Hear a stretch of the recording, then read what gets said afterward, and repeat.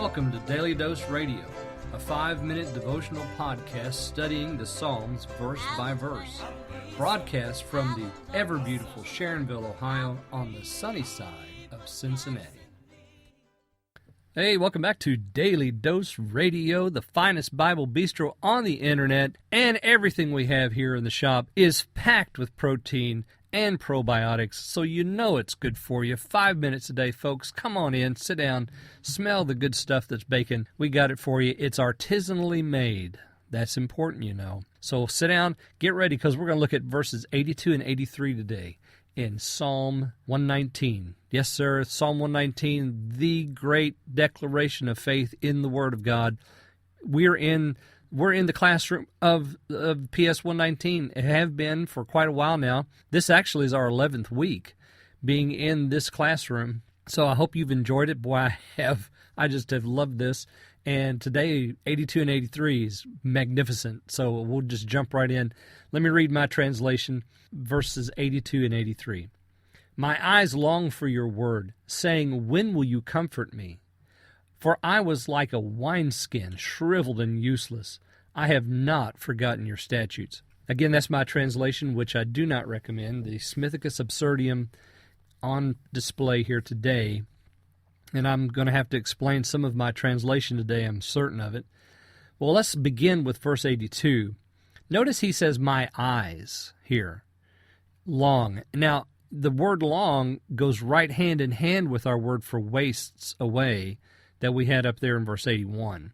So I actually yesterday, as I was talking about verse 81, I was going back and forth between those two translations because really we need to do that to get the sense of what's happening in this section. This is the section of the man who's longing for the word under affliction. So today it's not his soul that's wasting, but it's his eyes that are longing. The medieval translators of Psalm 119 read this, the medieval Christian translators read this, and even some of the early church fathers read this and said, you know, it's not the eye of the soul, it's the eyes. And we know we have two, but are we talking about the physical and the spiritual eyes? Are we talking about the spiritual and the moral eyes? Are we talking about the moral and the mystical eyes? What is it that we're talking about here? So it depends on who you read. Actually, the commentators going all the way back to the 2nd, 3rd centuries, they will take this and say, well, we're talking about the mystical eyes. That was a popular translation at one time. The moral eye, also, that's a popular translation. I just think that the psalmist is saying to us, it's not just inwardly, but outwardly I'm looking for something. I'm longing for your word. And really, when we set the word of God before our eyes, especially during a time of affliction, we are protected spiritually from that time of affliction. Not that the affliction is going to stop, but we're going to find comfort there. We're going to find comfort in the word of God. Now, some people don't want to hear that because when they're going through affliction, they don't want to know that they can go to the Word of God or that they should be looking at the Word of God. But ladies and gentlemen, that's the truth. The eyes need to look at the Word with longing, especially during times of great trial. And then notice the next phrase there, when will you comfort me? My eyes long for your word, saying, when will you comfort me? See, only in the Word can we find comfort. And so this is a wonderful prayer. When will you comfort me? It's not a prayer that you can't pray. It's not a prayer that you can't make. Notice verse 83. I was like a wineskin. I've translated this, and I followed Brown, Driver, and Briggs in their translation of this word.